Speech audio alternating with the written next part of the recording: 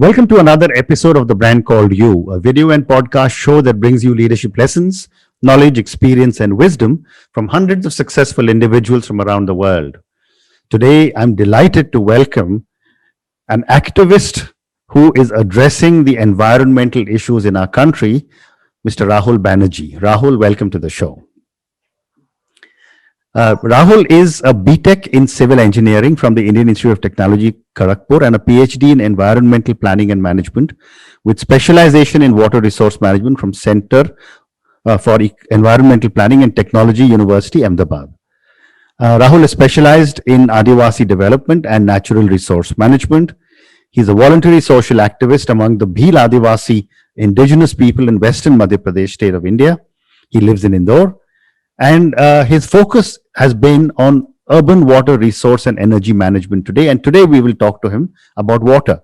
So Rahul, tell me, what would you say are three key milestones in your life or your career?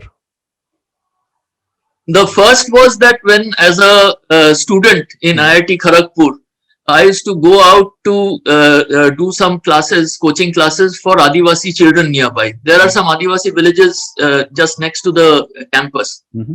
So there I realized that, the life situation of those Adivasis is so bad, and the IITs as an institution are not addressing those problems.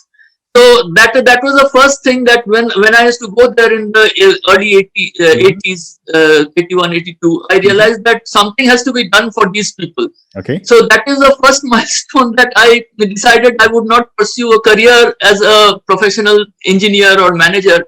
I would instead devote my work to, trying to see how I can improve the lives of the Adivasis.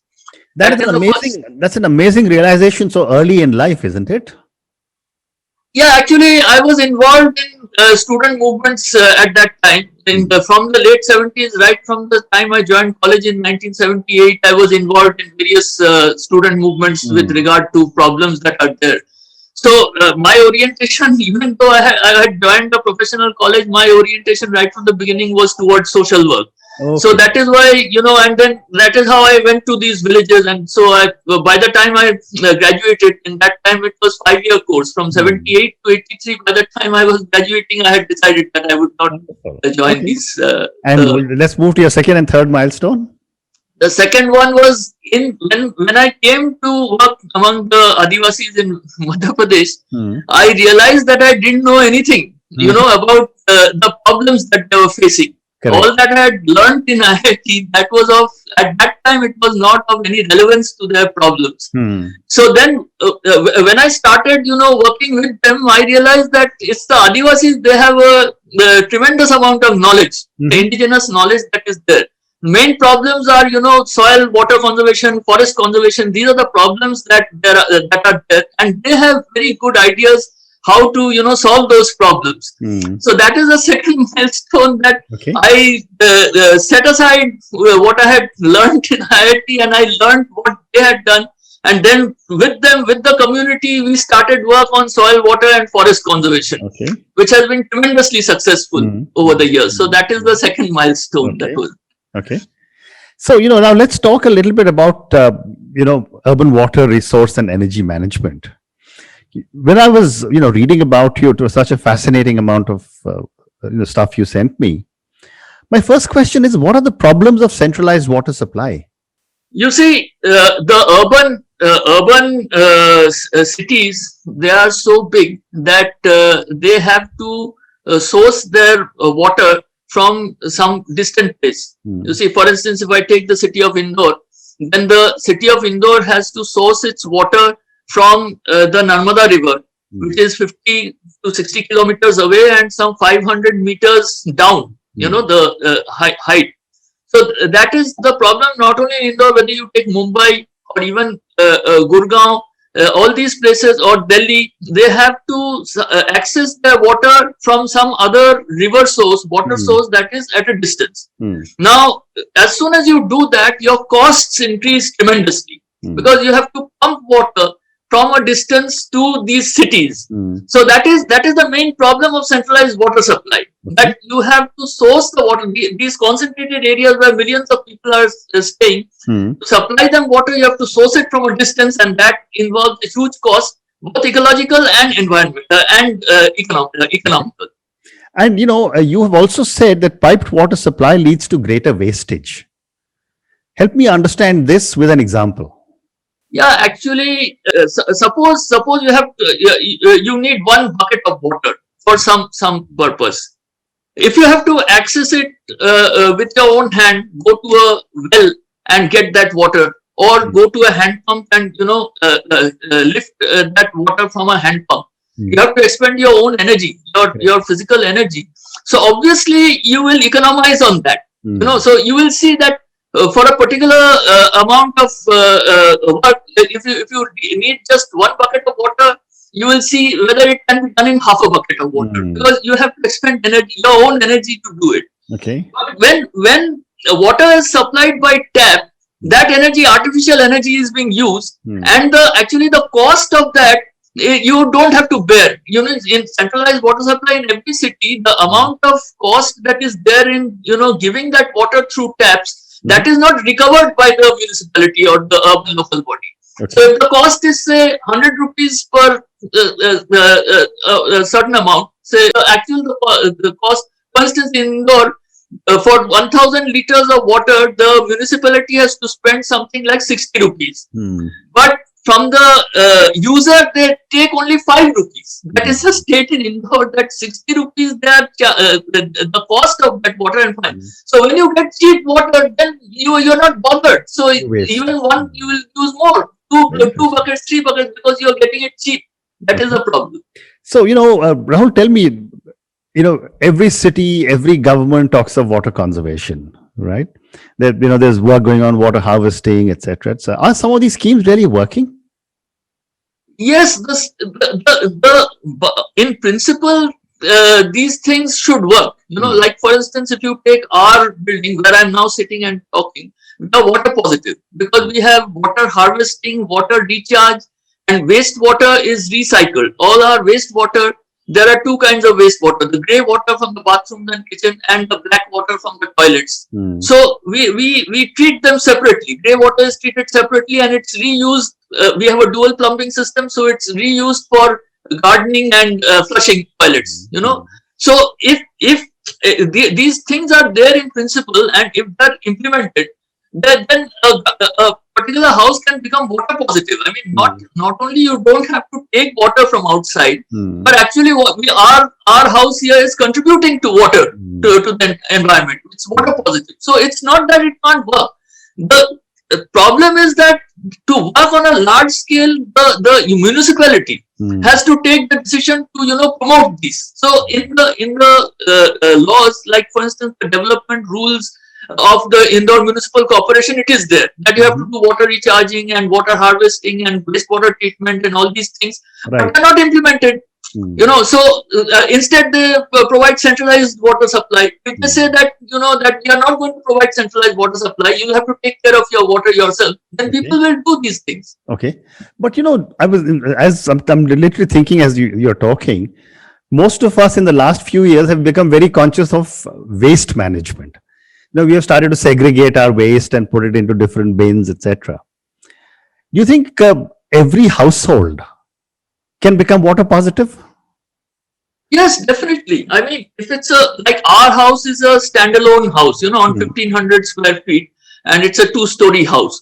So we have a garden in front in which we do all kinds of waste management. Even the solid waste management is managed there, and then the water and everything, and the treating of the water and reuse and all that. And if you're living in a flat system, say you are living in a flat system, there are 50 flats. It's a multi-storied building with 50 flats.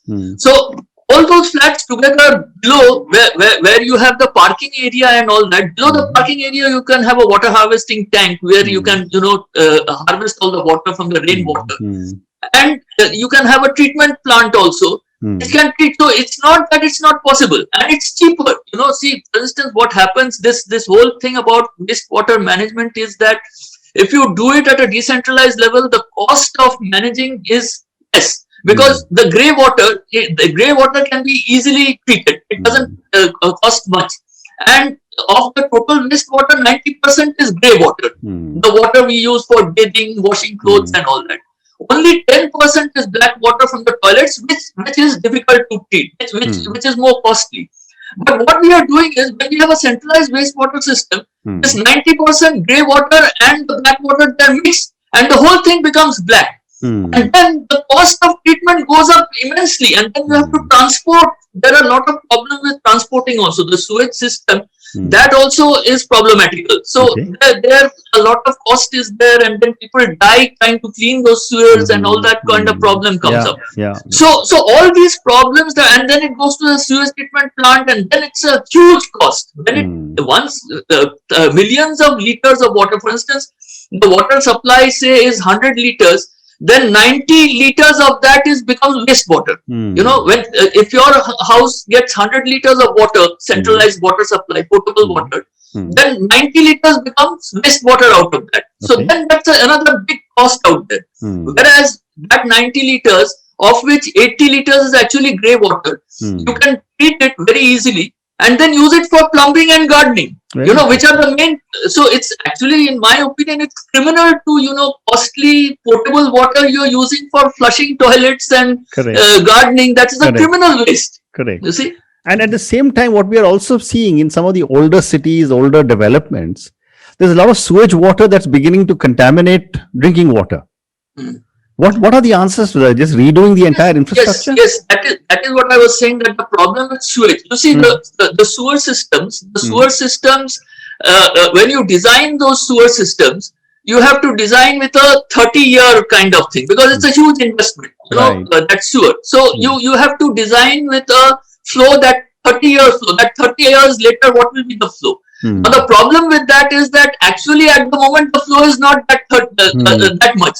So the speed with which the water flows is much less than what it should be, and then all the deposition takes place, and then that deposition, that is corrosive material. That feces that is deposited, that is corrosive. It corrodes the sewers and creates problems, and then it leaks into the groundwater, and if there's a pipeline nearby which has also become old and got leaked, so then it's a problem. So that is what I'm saying, that this whole thing of carrying wastewater to a different location and then treating it, that itself is not correct. And based on all your experience, are the problems of most cities in India similar, or are they very different? Yes, all the cities, it's the same problem. The first problem that you mentioned, that centralized water supply, that it has to be brought from a distance, and if there is no nearby source that is enough to supply, then like in Gurgaon you have groundwater, so you start mining the groundwater and goes. So all these, and even in Calcutta, like in Kolkata, which has just next to it, it has a river. Even there, the water central, because it's very costly. Supplying water, centralized system is an extremely costly thing that Indian municipalities are not able to do. This is something that has come from the West. They have money, they can do it. But here, we are not able to do it. So in Kolkata also, which has just a river next to it, there also they are not being able to supply. So what happens? Then they go for groundwater. And in groundwater, when you go below, in Kolkata, when you go below 300 feet, you hit arsenic. So there is arsenic poisoning in there. So this is a serious problem. So it's across, regardless of whether it's in a dryland area like Gurgaon or Delhi, or whether it's in a wetland area like Kolkata, this problem is it's universal. And it's so unfortunate that we've not had any city with enlightened leadership who could take this on as an example and show it to the rest of the country, which is unfortunate. Yeah, I think it's because, as I told you, it's all there in the laws. Whether it's the manuals that are there. There's one organization called the Central Public Health and Environment Engineering Organization, and it has manuals for water supply and wastewater management. And in them, it has mentioned that it is advisable to have decentralized systems. It is advisable to have water recharging and water harvesting and grey water treatment and use, and all those things are there in the manual. So it's not as if that knowledge is not there. It's not that knowledge is not there within the government. It is there. But as you said, that will to implement that whole thing, You have to take everybody together. The knowledge is there in a few people, but the general public doesn't have that knowledge. Correct. So now it is the responsibility of the government to, educate the public. That is not happening. So, two more questions on water. Are we in India moving towards a water supply from tankers in most of our cities? Yes, that is what is happening. You see, as I said, because the centralized water supply is so costly, the municipalities are not able to do it. So the other option is to, rely on groundwater. And if a particular housing area doesn't have groundwater, that is also a problem. Groundwater is not available everywhere. Groundwater is available in certain places according to the hydrogeology. Correct. So then that housing society will have to import water from somewhere. So this tanker economy is there. And part of that's also politically there also. I mean, there's a political mafia that is, involved in all these kind of things. Sure. So they're promoting that. Sure. And, Rahul, my next question is that if you look at developed world, large parts of Europe, Singapore, many cities in America, they're now saying just drink tap water because it's absolutely clean. What are they doing differently that we are not doing in our country? Yeah, they have the money. You see, the main thing is you can have anything like any service or any product. In mobile phones, you have Apple on one side, iPhone on the other side. You have these Dabba phones which cost only 700-800 rupees. Sure. An iPhone costs some 60,000 to 1 lakh rupees.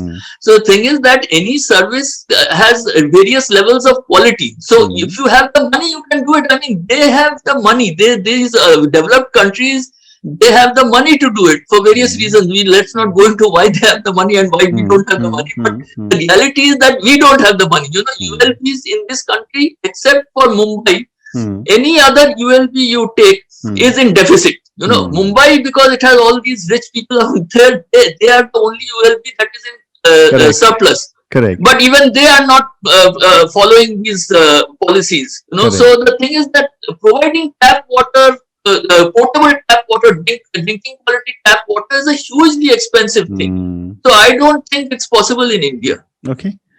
And, one more question is there's a lot of talk that in some parts of India we have drought, some parts of India we have floods.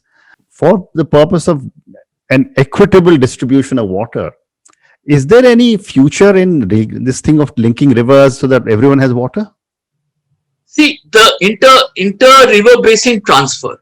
Suppose you have one river basin which has surplus water and you want to transfer it to another river basin which has which is deficient in water. Now the problem here is that between these two river basins there is a ridge. So that is why those two river basins are there. The watershed is such that between there is a ridge. Correct. And you have to cross that ridge. Yeah. So if the two river basins are parallel, they are going parallel. Like for instance, the Narmada River Basin and the Sabarmati River Basin, they are flowing parallel towards the Arabian Sea. Now what they have done is Narmada in Gujarat, Narmada they have dammed at a height, at a height, and from there by gravity they are taking the water to the Sabarmati River Basin because this height in the Narmada, where they have dammed the Narmada River is higher than the ridge in between these two basins. Okay. See, so only because you have to take water by gravity, you can't pump. So if you want to, then it becomes very costly. Suppose that ridge between those Narmada and Sabarmati, you have to pump water from the Narmada basin to Sabarmati. That's a huge expense. You can't do that. So when you have two river basins going parallel and in one basin, the general height where you are damming that river is so high that you can by gravity take it to the other basin, then that is feasible. So that you have to see whether that is possible, in which basins it is possible. So far, very few basins are like that. Like for instance, people say that Ganges basin has so much water and we want to transport it to the south. But that is impossible. You can't do it because the Ganges basin, the height of the Ganges basin is in Uttarakhand. So from Uttarakhand, if you dam the water at Uttarakhand and you want to bring it down, it will come up to the Ganges basin, but it can't cross from the Ganges basin to the next basin, the Chambal basin or something like that. So this is what people don't understand. That you can't link like that. Just you think that I will link the Brahmaputra to the Ganges basin. That's not really possible. I agree. It's a big challenge. So tell me, with the incredible amount of work experience that you have on water, why is it that the common Indian is not so aware of water conservation? I mean, we still have big showers in houses, we still have running water, we use multiple liters of water when we can do it. We could shave with just 2 inches of water in a mug and we have running. What needs to be done? I mean, I keep seeing fits and starts on water conservation, but it's not yet part of our lifestyle. See, the thing is that in any society, it's the government, So whether it's the economy or whether it's environment or anything, any society, even the American society, which people say it's capitalist and it's privatized and all that, even there the government contribution to the GDP is 40%. Okay. 40%, and education, especially education, the school education is totally free. It is subsidized by the government. So unless the government takes you have to be that what you were saying that and the government is controlled by the politicians and all that. Now, unless there is that level of understanding in the politicians that we have to take this up on a this thing basis, on a urgent basis, because priority basis, because India has become water stressed. Right. Most of these cities like Gurgaon and all, they are within a few years they are going to be in serious trouble. Correct. So the government has to take a step in this. Very interesting. So I've got time for one more question for you, and this question I'm going to ask you on a personal basis. Rahul, with so much experience and being an activist and doing so many things in so many sectors, as you look back from the time you started this whole process out of IIT, what does success mean to you? And a follow-up to that is, who or what inspires you to keep doing such amazing things? See, I have never formulated my work in terms of success, because primarily because the kind of problems that I have taken up are so huge that it's very difficult to succeed in them. So my concentration has been that, okay, this problem is there, this is a major problem, and let me try and solve it. And I try to see that I'm always honest about trying to solve.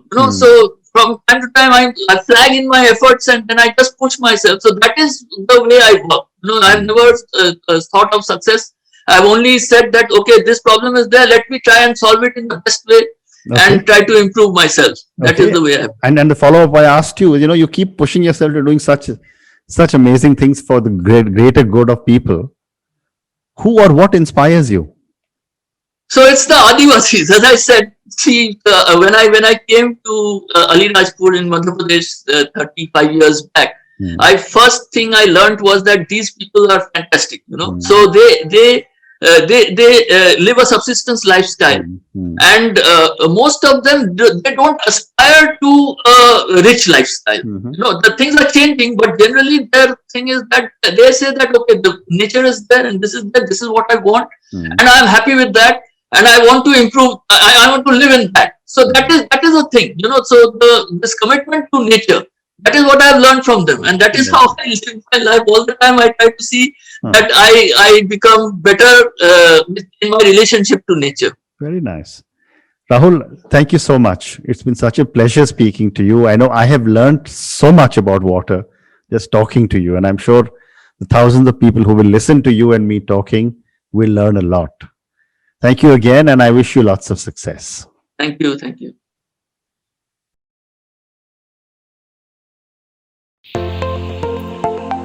Thank you for listening to the Brand Called You videocast and podcast, a platform that brings you knowledge, experience, and wisdom of hundreds of successful individuals from around the world. Do visit our website www.tbcy.in to watch and listen to the stories of many more individuals. You can also follow us on YouTube, Facebook, Instagram, and Twitter. Just search for the Brand Called You.